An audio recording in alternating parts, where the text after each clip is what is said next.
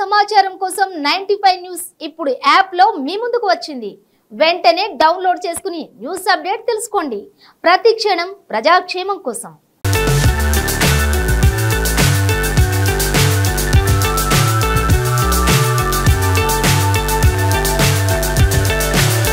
So high, I'm hypnotized.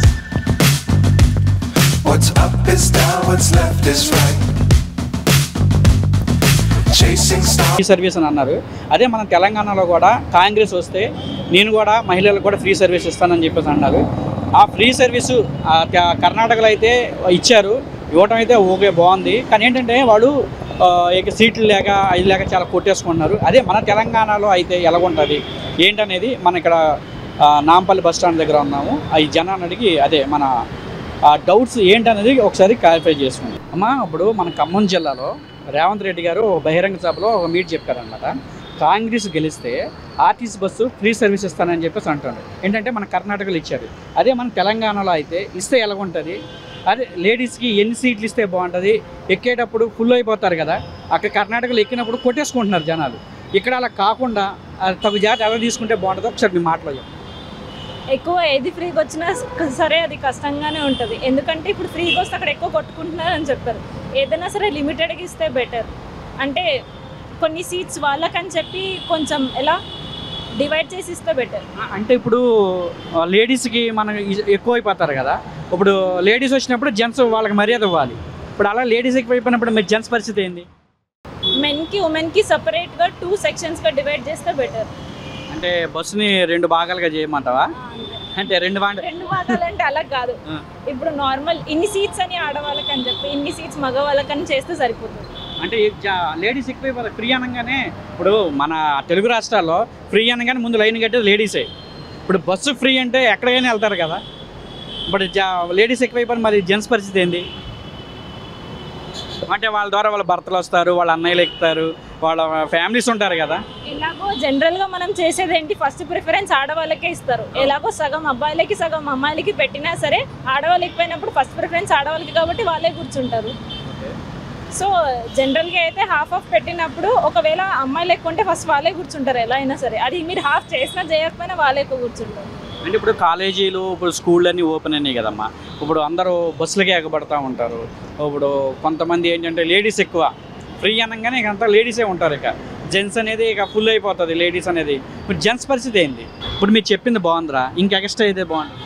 ఇంకా extra అంటే ఎలానో ఫ్రీ పెట్టే బదులు ఫ్రీ అంటే అది కష్టమైపోతుంది. ఎందుకంటే ఫ్రీ వచ్చినప్పుడు అందరూ నాకు కావాలి అన్నట్టే ఉంటారు. సో దాని బదులు ఎక్స్ట్రా బస్సెస్ పెట్టించారనుకోండి, అది ఓన్లీ లేడీస్కి. సో వాళ్ళు ఎలా అన్నా కూర్చోవచ్చు అంట. ఇప్పుడు ఎక్కువ జనం లేడీస్ ఎక్కువ అయినప్పుడు కొట్లాట ఎక్కువ జరుగుతూ ఉంటుంది. మగాళ్ళు ఎక్కువ ఉన్నా సరే కొట్లాట జరగదు, లేడీస్ ఎక్కువ ఉన్నప్పుడు కొట్లాట ఎందుకు జరుగుతుంది? అదేదో ఫ్రీ బస్సెస్ లిమిటెడ్లో పెట్టే బదులు ఎక్కువ బస్సెస్ అదే ఒక మార్జినల్ ప్రైస్లో పెడితే సరిపోతుంది కదా. సరిపోతుందా? అంటే తక్కువ ప్రైస్లో ఎక్కువ బస్సెస్. ఇప్పుడు మనకి సపోజ్ ఇక్కడ నుంచి నేను ఫర్ ఎగ్జాంపుల్ చెప్తున్నా, ఇక్కడ నుంచి నేను కోటి వెళ్ళాలంటే నాకు 15 రూపీస్ అవుతుంది. ఆ 15 రూపీస్కి మీరు ఫ్రీ బస్సెస్ పెట్టే బదులు అదే ఒక బస్సు ఫ్రీ పెట్టే బదులు అదొక 2 బస్సెస్ ప్రైస్ని హాఫ్ చేయడం, అంటే 15 రూపీస్ బదులు 7 రూపీసే టికెట్స్ అలా. అంటే కర్ణాటకలో ఫ్రీ బస్సులు పెట్టేశారు. సరే ఎక్కువ లేడీస్కి అంటున్నారు, అది ఎక్కువ చేస్తే బాగుంటుందా లేకపోతే జెంట్స్కి వరకు అయితే బాగుంటుందా? ఎక్కువ మీరే అన్నారు కదా ఆడవాళ్ళు ఎక్కువ వెళ్తారు అని చెప్పేసి. సో దానికి బదులు బస్సెస్ పెంచితే సరిపోతుంది. బస్సులు పెంచి సరిపోద్దా? మరి బస్సులు పెంచేటప్పుడు దాంట్లో దొంగోళ్ళు ఎక్కుతారు, మంచోళ్ళు ఎక్కుతారు, దాని సెక్యూరిటీ ఎలా ఉంటుంది? సెక్యూరిటీ అంటే అప్పుడప్పుడు మధ్యలో పెట్రోలింగ్ ఎక్కాల్సిందేనా కన్ఫామ్గా? లేకపోతే కొట్టేసుకుంటారు మీ ఆడవాళ్ళు? అయితే ఆడవాళ్ళు అయితే మంచోళ్ళు కదా వేసుకుంటారని అనట్లేదు. ఇప్పుడు మీరు దొంగల విషయం గురించి మాట్లాడారు కాబట్టి చెప్పాను నేను. అప్పుడప్పుడు పెట్రోలింగ్ జరిగింది అనుకో, వాళ్ళకు కూడా ఒక భయం ఉంటుంది. ఇలా అప్పుడప్పుడు వస్తున్నారు, దొరికితే ఏంటి నా పరిస్థితి అని వాళ్ళకు ఒక భయం ఉంటుంది. అంటే కేర్ తీసుకుంటే బాగుంటుంది అంట. సార్ రేవంత్ రెడ్డి గారు ఇప్పుడు ఖమ్మం జిల్లాలో ఇప్పుడు ఆర్టీసీకి ఫ్రీ సర్వీస్ అన్నారు, అంటే లేడీస్ ఫ్రీ సర్వీస్ అన్నారు. దాన్ని ఉపయోగించాలి. అటువంటి ఫెసిలిటీస్ ఎవరికి ఇవ్వద్దు. ఇప్పుడు ఎట్లా నడుస్తుందో అట్లా నడవాలి. ఇప్పుడు అట్లా ఇస్తే మళ్ళీ ఆర్టీసీ లాస్ అవుతుంది కదా, మాకు బంద్ చేయవలసి వస్తుంది. అటువంటి చేయకూడదు. ఇస్తే ఇంకేమైనా ఫెసిలిటీస్ ఇవ్వండి, కన్సిస్టెంట్లీ ఇవ్వండి, కానీ పూర్తిగా మాఫ్ చేస్తాడో పనికిరాదు. ఇప్పుడు కర్ణాటకలో చూసినా కదా ఎన్ని ఇన్సిడెంట్స్ అయినాయి. అటువంటిది ఇస్తే అది మంచి పద్ధతి కాదు. దేశానికి కష్టం, రాష్ట్రానికి కష్టం. నిధులు ఏడికెళ్ళి చేస్తాడు ఈయన. అందరు ట్యాక్సీలు కడుతున్నారు. ఆ ట్యాక్సీలు కట్టేటోళ్ళని నువ్వు ఫెసిలిటీస్, ఫ్రీ ఫెసిలిటీస్ అంటే నడవదు దేశం. అంటే 4,000 పింఛన్ ఇస్తా అన్నారు కదా. ఆ పెన్షన్లు కూడా ఎవరికి ఇవ్వాలన్నా ఎలిజిబుల్ పర్సన్స్కి ఇవ్వాలి. ఇప్పుడు ఎంతమంది ఎలిజిబుల్ లేకున్నా దొంగ సర్టిఫికేట్ ఎట్లా తీసుకుంటున్నారు. ఎవడు చెకింగ్ చేసేవాడు లేడు, చేస్తున్న బెనిఫిట్స్ అవుతున్నారు. పాపం చాలా మంది రోడ్ల మీద ఎక్కుతున్నారు, చూస్తున్నారు కదా అందరు. అంటే మీ అగైనెస్ట్ దిస్ ఎవరికి ఇవ్వాలన్నా వాళ్ళకి ఇవ్వండి ఖచ్చితంగా. పర్టికులర్గా సర్టిఫై చేసి వీళ్ళు ఎలిజిబుల్ ఆర్ నాట్ చేసి ఇవ్వాలి. అది చెకింగ్. మహిళలకి ఆర్టీసీ ఫ్రీ సర్వీస్ అంటున్నారు కదా. ఫ్రీ సర్వీస్ చేయొద్దు, ఏదో కన్సెషన్ ఇవ్వండి. ఫ్రీ సర్వీస్ అంటే ఆర్టీసీ లాస్ ఫండ్ ఎట్లా జమ చేస్తారు? ఎట్లా? ఇప్పుడు ఏదో కన్సెషన్ ఇవ్వండి, హాఫ్ రేట్ అన్న అదండి. పూర్తిగా ఫ్రీ అంటే అది పద్ధతి కాదు. అది ఇప్పుడు ఆర్టీసీ లాస్ అవుతుంది కదా, మళ్ళీ ఆ ఫండ్స్ ఎట్లా వాళ్ళకి ఇస్తావు?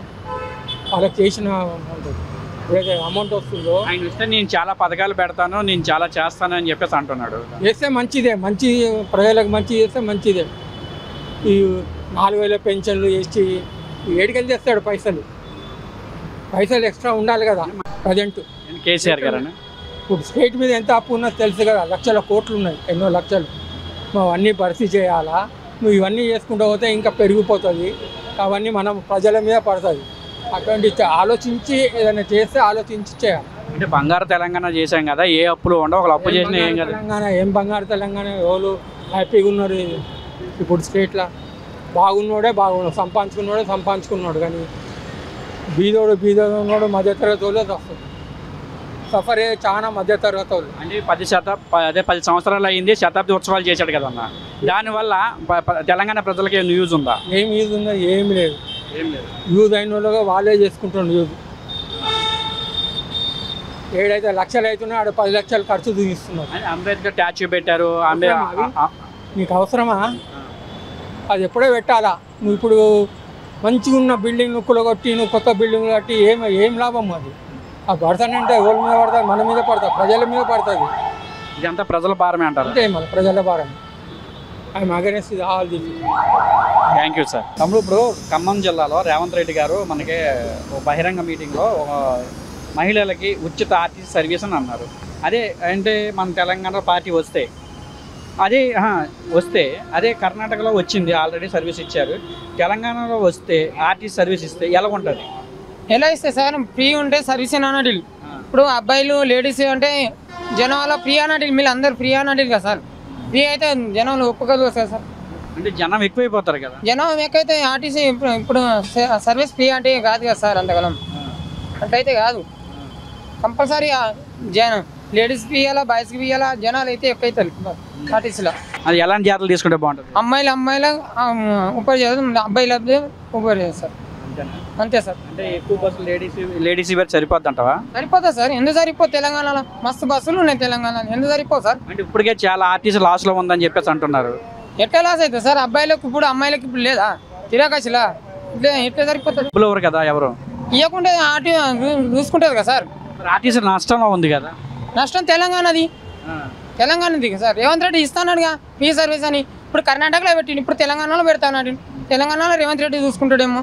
అంటే ఇప్పటికే తెలంగాణ చాలా అప్పులు చేసి ఉందని చెప్పేసి అంటున్నారు. కేసీఆర్ చాలా అప్పులు చేశారు అని అంటున్నారు. మరి ఈ అప్పులు ఉంటే మరి ఎలా చేస్తారు? చేస్తాడు సార్. రేవంత్ రెడ్డి అన్నాడుగా ఫ్రీ సర్వీస్ ఆయన చూసుకుంటాడేమో. కేసీఆర్ ఎందుకు చూసుకుంటాడు? తెలంగాణ వచ్చినప్పుడు కేసీఆర్ రేవంత్ రెడ్డి చూసుకుంటాడు. రేవంత్ రెడ్డి గారు కాంగ్రెస్ వస్తే లేడీస్ ఫ్రీ సర్వీస్ అంటుండ్రు, దాని మీద మీరు చెప్పింది. कांग्रेस अगर फ्री सर्विस लाई तो ऑटो वाले पूरे भुक्के मारे आते हैं यहाँ पे। कांग्रेस आती भी नहीं यहाँ पे टीआरएस की सिवा, सुने। और उसके अलावा अगर फ्री अगर रखे तो पूरे ऑटो वाले पूरे बेच का रोजी चले जाती पूरे ऑटो वालों की।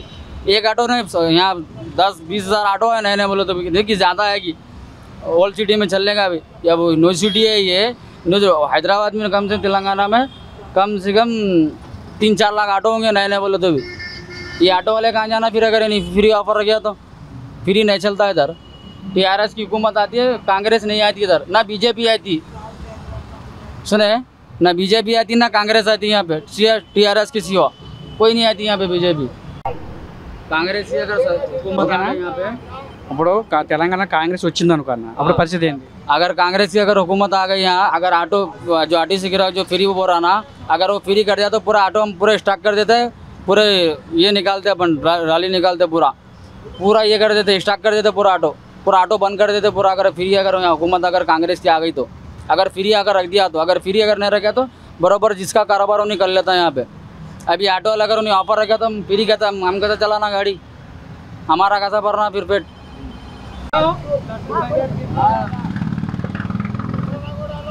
बोलो अभी ऑफर यहाँ पे यहाँ से नामपल्ली से अफजलगंज 10 रुपये टिकट है बस का।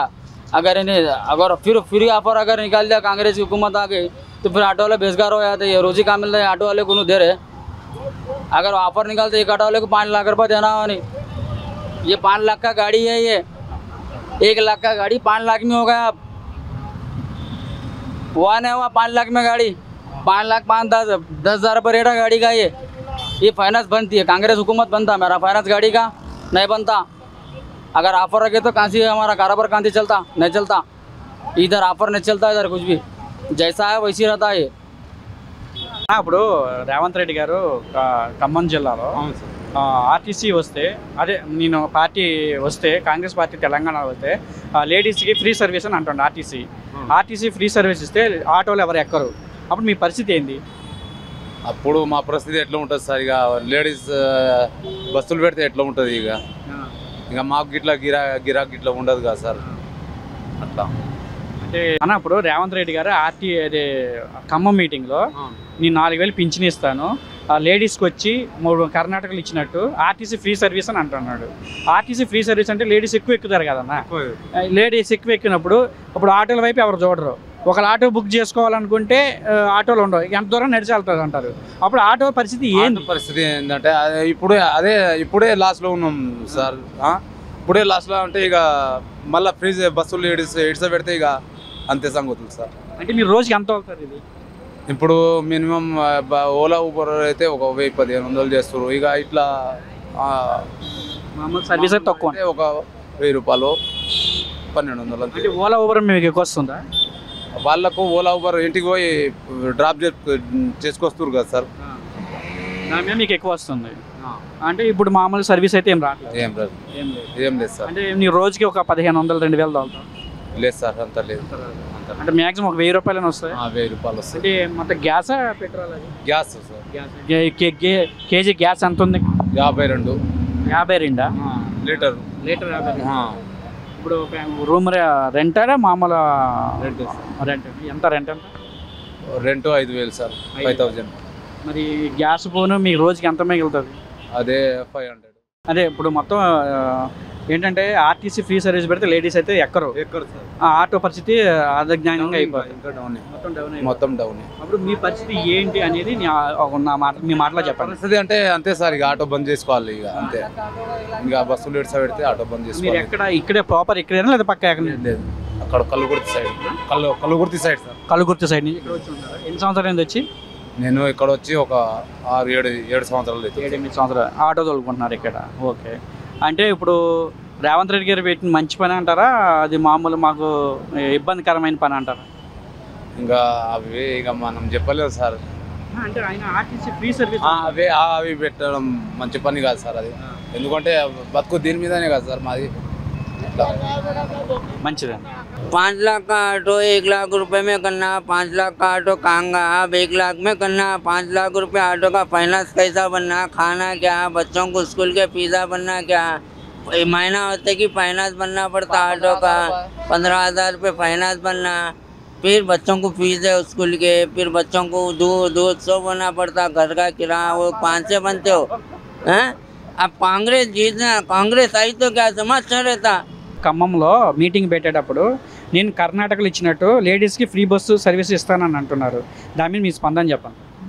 ఇవ్వడం కరెక్టే, కానీ వాళ్ళు వచ్చాక ఇంకొన్ని ఫెసిలిటీస్ తీసుకోవడం వల్ల గర్ల్స్కి అనేటివి ఫైటింగ్స్ కానీ టైమింగ్ వల్ల బస్సెస్ ఇంకా దొరకడము అట్లా బెటర్ ఉంటుంది. సేఫ్టీకి ఇంకొన్ని ఫెసిలిటీస్ అయితే ఇంకా చాలా బాగుంటుంది. అంటే మీకు ఎక్కువ బస్సులు పెడితే బాగుంటుంది అంటారు? అంతే. ఇంకా ఏం కొట్లాటలు ఫైటింగ్స్ అట్లా లేకుండా గర్ల్స్కి అన్నట్టుగా ఉండకుండా కూడా చూసుకుంటే కొంచెం బాగుంటుంది. అంటే బస్సులో జెంట్స్ ఎక్కువ ఉన్న గొడవలు రావు, కానీ లేడీస్ ఎక్కువ ఉంటే గొడవలు వస్తాయి. ఎందుకంటే సీట్ల గురించి గొడవలు వస్తాయి. అది రాకుండా ఎలాంటి జాగ్రత్తలు తీసుకుంటే బాగుంటుంది? ఎక్కువ సీట్లు ఇవ్వడం కానీ లేకపోతే ఒక లిమిటెడ్ అనేది పెట్టినా కూడా నడుస్తుంది కదా. అట్లా ఇప్పుడు మీరు కాలేజీకి వెళ్ళాలి, కాలేజీకి వెళ్ళినప్పుడు టైం అయిపోతుంది. లిమిట్ అంటే ఆ లిమిట్ మీ కాలేజ్ మిస్ అయిపోతే, లేదంటే కాలేజ్ వాళ్ళ కోసం అని అలాగా బస్సు, ఇంకా నార్మల్గా సిటిజన్స్ కన్నట్లా బస్సు ఉన్నా చాలు, అలా అయినా కానీ నడుస్తుంది కదా. సో అప్పుడు ఏం ఉండదు అంతా. అంటే అలా పెడితే మంచిది అంటారా? అలా కొంచెం మంచిదే, కానీ కొట్లాటల వల్ల చూస్తే అయితే ఇంకా కొంచెం చర్యలు తీసుకోవాలని అంతే. మరి ఇప్పటికే తెలంగాణలో ఆర్టీసీ బాగా లాస్లో ఉందని చెప్పేసి అంటున్నారు. మరి ఇంకా ఫ్రీ అంటే ఇంకా లాస్ అయిపోయినట్టే కదా. ఇప్పుడు ఫెసిలిటీ ఇస్తున్నంత మాత్రాన ఎలా అంటే అలా యూజ్ చేసుకోలేము కదా. ఇచ్చేది కూడా ఒక వేలో ఇస్తే ఎవరైనా ఇంకా మంచి యూజ్ చేసుకుంటారు. ఇప్పుడు లాస్ అని అనుకుంటున్నప్పుడు ఫ్రీగా అనేది ఫెసిలిటీస్ కూడా వాళ్ళు ఆలోచించాలి ఇవ్వడానికి కూడా. రేవంత్ రెడ్డి గారు మన ఖమ్మంలో మీటింగ్ పెట్టినప్పుడు 4,000 పింఛన్ ఇస్తాను, లేడీస్కి ఫ్రీ సర్వీస్ బస్సులు పెడతా అన్నారు. అదే కర్ణాటకలో పెట్టారు. కర్ణాటక పెడితే ఏంటంటే సీట్లు లేక లేడీస్ కొట్టేసుకున్నారు. అదే మన తెలంగాణలో పెడితే ఎలా పెడితే బాగుంటుంది, దాని తగ్గ జాగ్రత్తలు ఏంటి మీ స్పందన? ఒకవేళ మన దగ్గర కూడా కర్ణాటకలో పెట్టినట్టు మన దగ్గర కూడా పెడితే మటుకు ఒకవేళ సర్వీసెస్ పెంచాలి. బస్సులో నంబర్ ఆఫ్ ఇప్పుడు మనకు గతంలో వచ్చిన బస్సులే కానీ కొత్తగా తీసుకున్న బస్సులు ఎక్కడ లేవు. ఆర్టీసీలో పాత వాటినే నడుపుతున్నారు తప్ప కొత్త వాటి అందుకని అట్లాంటి ఇష్యూ ఏం రాదు. మన దగ్గర కొత్త సర్వీసులు తీసుకుంటే లేడీస్కు సపరేట్ ఉంటాయి కాబట్టి అవి కంపల్సరీ వెళ్తూ ఉంటాయి. ఎవరికి ఇబ్బంది ఉండదు. గొడవలు అంటే సహజంగా ఎవరికి ఉండదు. ఎందుకంటే వాళ్ళ ఈ టైమింగ్ వేరు ఉంటుంది, వాళ్ళ టైమింగ్ వేరు ఉంటుంది. సామాన్య జనం తిరిగే టైమింగ్ ఉంటే వాళ్ళ వేరే ఉంటుంది. కాలేజీ టైమింగ్ మార్నింగే ఉంటుంది కాబట్టి అంత ఇబ్బంది ఏమి ఉండదు నాకు తెలిసి. ఎందుకంటే మధ్యాహ్నం తర్వాతనే కదా ఎవరికైనా బయటకు వెళ్ళాలా వచ్చే వాళ్ళకి అవకాశం ఉంటుంది, కానీ అట్లాంటి ఇబ్బంది ఏమి ఉండదు. ఒకవేళ పెడితే మటుకు చాలా బాగుంటుంది. లేడీస్ పైన కూడా ఎటువంటి అత్యాచారాలు కానీ లేకపోతే ఎటువంటి మీద ఇట్లా ఇష్యూస్ ఏం కాకుండా కూడా బాగుంటుంది. అంటే ఇప్పటికే తెలంగాణలో ఆర్టీసీ చాలా లాసుల్లో ఉందని అంటున్నారు. మళ్ళీ ఫ్రీ పెడితే ఇంకా లాస్ అవుద్ది కదా. లాసుల్లో ఉంది అంటే అది అంతకుముందు ఏం జరిగిందో మనకు తెలియదు, కానీ ప్రజెంట్ ఉన్న మూమెంట్ అయితే ఏం లాస్లో లేదండి. ఎందుకంటే అన్ని మిగతా మార్కెట్లో వాల్యూ పోల్చుకుంటే మటుకు చాలా బాగుంది ఇప్పుడున్న ప్రజెంట్ సిచ్యువేషన్. ఎందుకంటే మన ఫర్ ఎగ్జాంపుల్ ఒక 35 రూపీస్ టికెట్ తీసుకున్నామంటే వాళ్ళు స్టేజీలు వేస్తున్నారు. ఆర్డినరీ అంతా వేస్తున్నారు, మెట్రో అంతా వేస్తున్నారు, కానీ స్టేజీలు వేస్తున్నారు. దానివల్ల సామాన్యులకు ఉపయోగం లేదు. కాబట్టి ఏమైందంటే వాళ్ళు ఏ రకంగా చేస్తున్నారు అంటే అన్ని పెరిగినాయని చెప్పి చూపిస్తున్నారు తప్ప మన దగ్గర ఏం లేదు. మన దగ్గర కూడా ఫ్యూయల్ రేట్ తగ్గితే ఆల్రెడీ ఆల్మోస్ట్ తగ్గుతుంది. మెయిన్ భారం పడేది ఫ్యూయల్ పైనే. ఫ్యూయల్ తక్కువ అంటే మనకు కూడా బాగుంటుంది మనకు. కాబట్టి నష్టాల్లో అంటే ఏం లేదు. సర్వీస్లు ఏం కొత్తగా వచ్చినాయి ఏం లేవు, కొత్త బస్సులు తీసుకునే లేదు, కొత్తగా ఏం వాళ్ళకు జాబ్ హోల్డర్స్ కూడా పెంచినవి కూడా ఏం లేవు. వాళ్ళు కూడా సరిగ్గా జీతాలు కూడా రావట్లేదు. మరి ఏంది ప్రాబ్లం ఏందో వాళ్ళు చెక్ చేసుకోవాలి. అది అంతేగాని ఆర్టీసీ నష్టాల్లో ఉందన్నమాట మాత్రం తప్పదు. అంటే ఇప్పుడు ఇంకో విషయం అన్న, ఇప్పుడు బీజేపీ విషయానికి వస్తే మన బండి సంజయ్ గారిని తీసేసి కిషన్ రెడ్డి గారిని పెట్టారు. 2 సంవత్సరాలు బండి సంజయ్ గారు బాగా పోరాటం చేశారు. తెలంగాణ రాష్ట్రంలో ఆయన వస్తే బాగుంది అనిపించింది. ఇప్పుడు ఆయన తీసేశారు కదా, ఇప్పుడు దాని మీద మీ స్పందన? నాకు తెలిసి బండి సంజయ్ గారు చాలా కష్టపడ్డారు. ఆయన కార్యకర్త నుంచి కార్పొరేటర్ నుంచి ఎంపీగా ఎమ్మెల్యేగా పోటీ చేసి ఇప్పుడు ప్రజెంట్ మూమెంట్లో పార్టీని ఒక మంచి పొజిషన్ తీసుకొచ్చారు. కానీ కిషన్ రెడ్డి గారు అంతకు ముందు నుంచి సీనియర్ నాయకులు కాబట్టి గతంలో కూడా అధ్యక్ష పదవి చేపట్టింది కాబట్టి బహుశా ఇప్పుడున్న మూమెంట్లో కాంగ్రెస్, టీఆర్ఎస్, బీజేపీ టఫ్గా నడుస్తున్నాయి కాబట్టి చాలా గట్టిగా కష్టపడితే బాగుండు అనే ఉద్దేశంతో ఆయనకు ఎక్స్పీరియన్స్ ఉంది కాబట్టి కిషన్ రెడ్డి గారిని నియమించినారని నేను అనుకుంటున్నాను. ఎందుకంటే విస్తృతంగా సేవలు తీసుకోవచ్చు. ఆయన కొద్దిగా గతంలో చేసిన అనుభవాలు కూడా ఉన్నాయి కాబట్టి బాగుంటుందని చెప్పేసి నేను అనుకుంటున్నాను. నేను అంటే ఇప్పుడు బండి సంజయ్ గారు అంత బలోపేతం చేయగలరు అంటారు కిషన్ రెడ్డి గారు? డెఫినెట్గా చేయగలుగుతారు. ఎందుకంటే వీరికి పూర్వం చేసిన ఎక్స్పీరియన్స్ ఉంది, ప్లస్ దాంతోపాటు సెంట్రల్ సహాయక మినిస్టర్ కూడా చేశారు కాబట్టి డెఫినెట్గా ఈయనకు సోర్స్ ఉంది కాబట్టి అధిష్టానం అంతా నమ్మి కిషన్ రెడ్డి గారికి ఇచ్చిందని నేను అనుకుంటున్నాను. నేను అయితే ఇప్పుడు మన బండి సంజయ్ గారు నెక్స్ట్ ఇస్తారంటారా, లేకపోతే ఆయన పక్కన తప్పిస్తున్న కారణాలు ఏంటన్నా? బండి సంజయ్ గారికి కారణాలంటే నాకు తెలిసి ఏం లేదు, జస్ట్ ఇదే అనుకుంటున్నాను నేనైతే మ్యాక్సిమం. మళ్ళీ ఒకటి ఏంటంటే కిషన్ రెడ్డి గారు కేపబిలిటీ ఎక్కువ ఉంది వీళ్ళకి.